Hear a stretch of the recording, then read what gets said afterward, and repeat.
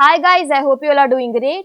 हम लोग बात करें हमारे डेली करंट अफेयर सेशन की, जो सुबह 4 बजे अवेलेबल हो जाता है हमारे दोनों चैनल्स पिनाकुलर फ्रंटियर IAS पर। आज की तारीख है 23 नवंबर 2022। दोनों चैनल्स को सब्सक्राइब करें, बेल आइकन को जरूर प्रेस करना है ताकि हमारी आने वाली हर वीडियो की नोटिफिकेशन आपको मिल सके। हमारी दो वेबसाइट्स हैं sscglpnacle.com और baljeetdhaka.com। साथ ही साथ for daily videos, PDF and monthly magazine आप हमारे टेलीग्राम हैंडल्स फ्रंटियर IAS और SS ऑनलाइन को ज्वाइन जरूर करें। स्टार्ट करेंगे प्रीवियस क्विज के साथ। मैंने आपसे पहला क्वेश्चन पूछा था कि किस राज्य के वन विभाग ने हाथी मृत्यु लेखा परीक्षा ढांचा पेश किया। करेक्ट आंसर था तमिलनाडु। और दूसरा क्वेश्चन पूछा था कि पश्चिम बंगाल के राज्यपाल के रूप में किसे नियुक्त किया गया है। करेक्ट आंसर था CV आनंद बोस। स्टार्ट करेंगे। फर्स्ट क्वेश्चन है, गांधी मंडेला पुरस्कार 2022 से किसे सम्मानित किया गया है। करेक्ट आंसर है दलाई लामा। डिटेल्स देख लो। तो 14th दलाई लामा को हिमाचल प्रदेश के राज्यपाल राजेंद्र विश्वनाथ आलेकर द्वारा धर्मशाला के मकलोडगंज में थेकचन छोएलिंग में गांधी मंडेला पुरस्कार 2022 से सम्मानित किया गया। तिब्बती आध्यात्मिक नेता को नई दिल्ली स्थित गांधी मंडेला फाउंडेशन से शांति पुरस्कार मिला। इस कार्यक्रम में भारत के पूर्व मुख्य न्यायाधीश KG बालकृष्णन और सुप्रीम कोर्ट के पूर्व न्यायाधीश ज्ञानसुधा मिश्रा ने भाग लिया। इस बार पुरस्कार विजेता दलाई लामा का चयन भारत के पूर्व मुख्य न्यायाधीश KG बालकृष्णन और न्यायमूर्ति दीपक मिश्रा, सुप्रीम कोर्ट के पूर्व न्यायाधीश ज्ञानसुधा मिश्रा, नेपाल के पूर्व मुख्य न्यायाधीश केदारनाथ उपाध्याय और बांग्लादेश के पूर्व मुख्य न्यायाधीश MD तफजुल इस्लाम सहित एक जूरी द्वारा किया गया था। यहाँ तस्वीर में देख लीजिए। नेक्स्ट क्वेश्चन है, US food and drug administration ने हाल ही में जील दवा को मंजूरी दी है। यह किस मेडिकल कंडीशन से संबंधित है। करेक्ट आंसर है टाइप 1 मधुमेह। डिटेल्स देख लो। तो US food and drug administration ने हाल ही में जील को मंजूरी दी। टाइप 1 मधुमेह की शुरुआत में देरी करने वाली पहली दवा। टाइप 1 मधुमेह एक पुरानी चिकित्सा स्थिति है जिसमें अग्नाशय यानी पेनक्रियाज बहुत कम इंसुलिन पैदा करता है। इसे पहले इंसुलिन निर्भर या किशोर मधुमेह के रूप में जाना जाता था। हालांकि यह आमतौर पर बच्चों, किशोरों और युवा वयस्कों में दिखाई देता है। यह किसी भी उम्र में होने के लिए जाना जाता है। यह टाइप 2 मधुमेह की घटना की तुलना में दुर्लभ यानी रेयर है। जील एक मोनोक्लोनल एंटीबॉडी इंजेक्शन है जो शरीर की प्रतिरक्षा प्रणाली को अग्नाशय में गलती से इंसुलिन बनाने वाली कोशिकाओं पर हमला करने से रोकने में सक्षम है। इसे दवा निर्माता सनोफी और प्रिवेंशन बायो ने विकसित किया है। नेक्स्ट क्वेश्चन है, इकोनॉमिक टाइम्स स्टार्टअप अवार्ड्स में किस फर्म ने स्टार्टअप ऑफ द ईयर पुरस्कार जीता। करेक्ट आंसर है रेजर पे। डिटेल्स देख लो। तो भारत के प्रमुख फुल स्टैक पेमेंट्स और banking platform for business Razorpay को 6th द इकोनॉमिक टाइम्स के ET स्टार्टअप अवार्ड 2022 में स्टार्टअप ऑफ द ईयर के रूप में सम्मानित किया गया है। रेजर पे को एक स्टार्टअप के रूप में प्रशंसा मिली है जिसने नवाचार और परिवर्तन प्रदर्शित किया है और देश की सबसे तेजी से बढ़ती कंपनियों में से एक के रूप में उभरा है। इस पुरस्कार को माननीय केंद्रीय कैबिनेट मंत्री पीयूष गोयल और अश्विनी वैष्णव के साथ साथ कर्नाटक के मुख्यमंत्री बसवराज S बोम्मई ने सम्मानित किया। 2016 में द इकोनॉमिक टाइम्स ने उद्यमशीलता और युवा नेतृत्व के देश के दृष्टिकोण को प्रोत्साहित करने की अपनी प्रतिबद्धता को आगे बढ़ाने के लिए स्टार्टअप अवार्ड्स की शुरुआत की। यहाँ तस्वीर में देख लीजिए। नेक्स्ट क्वेश्चन है, कितने वर्षों के बाद ब्लैक नेप्ड तीतर कबूतर की पुनः खोज की गई है। करेक्ट आंसर है 140 साल के बाद। डिटेल्स देख लो। तो ब्लैक नेप तीतर कबूतर को 140 साल बाद फिर से खोजा गया। हाल ही में फिर से खोजे जाने से पहले ब्लैक नेप तीतर कबूतर को पहली बार और आखिरी बार 1882 में देखा गया था। यह एक बड़ा स्थलीय कबूतर है जिसके काले और नारंगी पंख और लाल आंखें हैं। यह बीजों और गिरे हुए फलों को खाता है। प्रजाति पपुआ न्यू गिनी में फर्गूसन द्वीप के लिए स्थानिक है। यह ओटिडी फैप्स नोबिलिस प्रजाति से अलग हो गया जो लगभग 26.1 मिलियन वर्ष पहले अन्य सभी प्रजातियों से अलग हो गया था। जुलाई 2021 में हालांकि प्रजातियों की आबादी अनिर्धारित है। 50 से 249 पक्षियों की अनुमानित आबादी के साथ international union for conservation of nature IUCN द्वारा गंभीर रूप से लुप्त प्राय प्रजातियों के रूप में सूचीबद्ध किया गया था। यह तस्वीर में देख लीजिए। नेक्स्ट देखो, किस संगठन ने 2021-22 भारतीय राज्यों पर सांख्यिकी की पुस्तिका का 7वां संस्करण जारी किया? करेक्ट आंसर है RBI। डिटेल्स देख लो।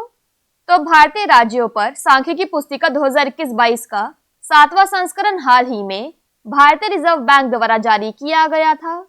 यह भारत की क्षेत्रीय अर्थव्यवस्थाओं के बारे में व्यापक डेटा प्रदान करना चाहता है।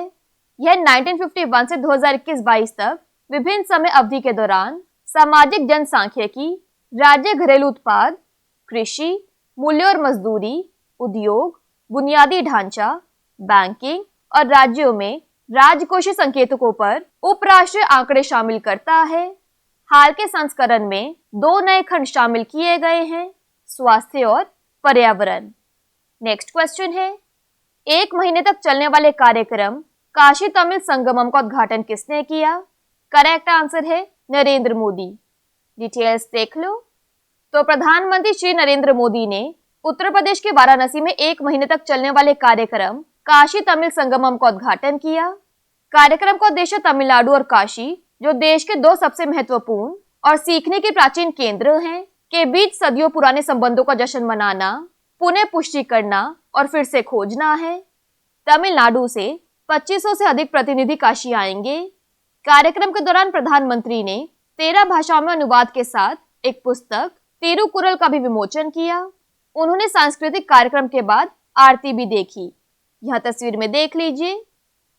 बात करें यहाँ पर तमिलनाडु की, तो इसकी वर्ल्ड हेरिटेज साइट्स में आता है monuments at Mahabalipuram, Chola temples, Nilgiri mountain, railway line.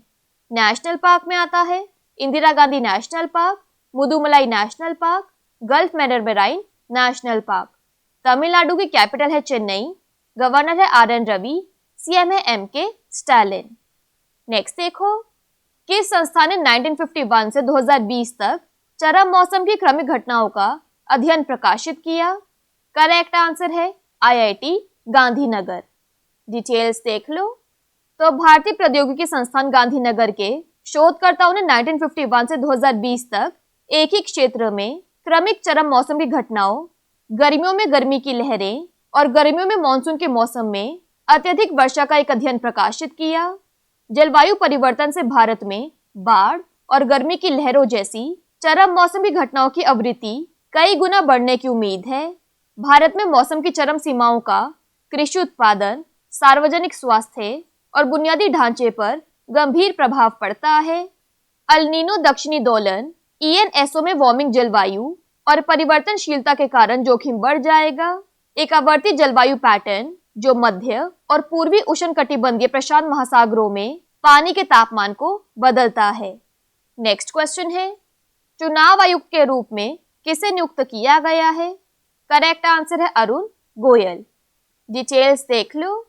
तो राष्ट्रपति द्रौपदी मुर्मू ने पदभार ग्रहण करने की तारीख से सेवानिवृत्त IAS अरुण गोयल को चुनाव आयोग में चुनाव आयुक्त के रूप में नियुक्त किया है। 1985 बैच के पंजाब कैडर के अधिकारी अरुण गोयल मुख्य चुनाव आयुक्त राजीव कुमार और चुनाव आयुक्त अनूप चंद्र पांडे के साथ पोल पैनल में शामिल होंगे। हाल तक वह भारी उद्योग के सचिव थे और केंद्रीय संस्कृति मंत्रालय में भी काम कर चुके हैं। उन्हें 31 दिसंबर 2022 को सेवानिवृत्त होना था, लेकिन उनकी स्वैच्छिक सेवानिवृत्ति 18 नवंबर को लागू हो गई। राजीव कुमार को प्रभार सौंपते हुए पूर्व मुख्य चुनाव आयुक्त सुशील चंद्रा इसी साल मई में सेवानिवृत्त हुए थे। यहाँ तस्वीर में देख लीजिए अरुण गोयल को। नेक्स्ट क्वेश्चन है, 33वीं एपेक आर्थिक नेताओं की बैठक किस शहर में आयोजित की गई? करेक्ट आंसर है बैंकॉक। डिटेल्स देख लो। तो 33वीं एपेक मंत्री स्तरीय बैठक बैंकॉक थाईलैंड में 17 नवंबर 2022 को open, connect and balance theme के साथ आयोजित की गई थी।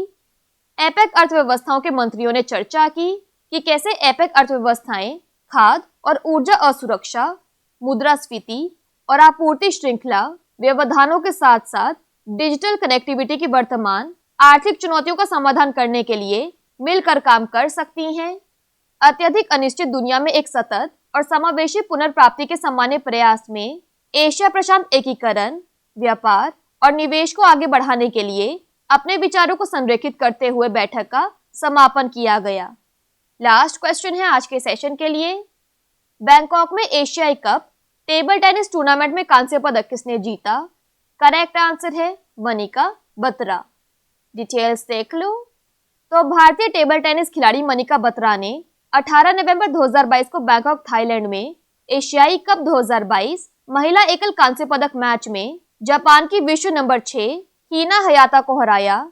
जीत के साथ मनिका बत्रा एशियाई कप टेबल टेनिस टूर्नामेंट में पदक जीतने वाली पहली भारतीय महिला बन गई। यह महाद्वीप की प्रतियोगिता में भारत का तीसरा पदक भी है, जिसमें चेतन बाबर ने 1997 में रजत और 2000 में कांस्य पदक जीता था। इससे पहले एशियन कप में मेडल जीतने वाले वह इकलौते भारतीय टेबल टेनिस खिलाड़ी थे। यहाँ तस्वीर में देख लीजिए। क्विकली बात कर लेते हैं आज के सेशन की समरी की। तो गांधी मैंडेला अवार्ड 2022 से सम्मानित किया गया दलाई लामा को। जील ड्रग टाइप 1 डायबिटीज से रिलेटेड है। इकोनॉमिक टाइम स्टार्टअप अवार्ड्स में रेजर पे ने startup of the year award जीता। ब्लैक नेट पिजन पिजन को रीडिस्कवर किया गया 140 साल के बाद।